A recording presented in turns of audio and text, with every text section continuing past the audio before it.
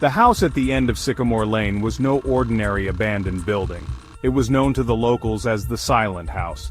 For years people spoke of the strange happenings surrounding it, whispers that anyone who entered would never return. Or worse, be changed forever. Some believed it was haunted, others thought it had a mind of its own, but no one dared disturb it. Not until they came. Ellie, a young woman driven by the need to prove herself, was determined to conquer the myth. She brought with her her best friend Marcus, who had a camera always ready but whose unease was evident, and her younger sister June, who had a deep, instinctive fear of the house. Yet she followed along, because family came first, no matter how foolish. This is going to make us famous. I'm telling you, a haunted house video. Perfect for the channel. We'll be legends. Ellie, I don't know. Something about this place, it doesn't feel right. We should just leave. No way, Ellie. If we're doing this, we stay together. No splitting up, okay?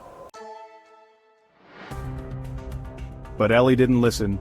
She was convinced that the house was just another urban legend, waiting to be debunked. And so, despite June's concerns, the three of them crossed the threshold, into the heart of silence itself. The moment they stepped inside, the world outside seemed to vanish. The crunch of gravel beneath their boots faded to nothing. The wind that had been howling outside, gone. The house didn't just silence the sounds, it absorbed them. Everything was muffled, as if the house itself was holding its breath. Inside, the air was thick with dust and the floor creaked underfoot, but no sound came. The house stood still, like a predator watching, waiting for its prey to make the wrong move. The walls were covered in strange, intricate carvings, symbols no one could understand. Each one seemed to pulse like they were alive, drawing the trespassers deeper into the dark.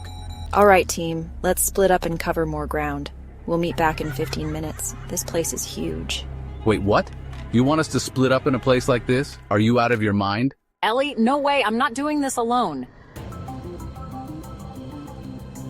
Ellie didn't wait for an answer. She was already heading toward the attic stairs, a beam of light flickering from her flashlight.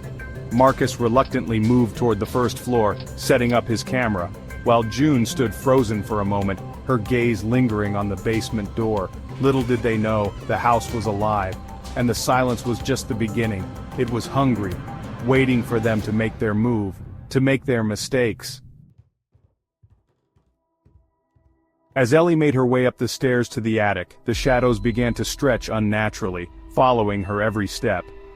In the kitchen, Marcus set up his camera, but as he looked at the table, so pristine, so out of place, the utensils began to shift. The knives rose from the table, hovering in mid-air before turning toward him as if they were drawn by an unseen force.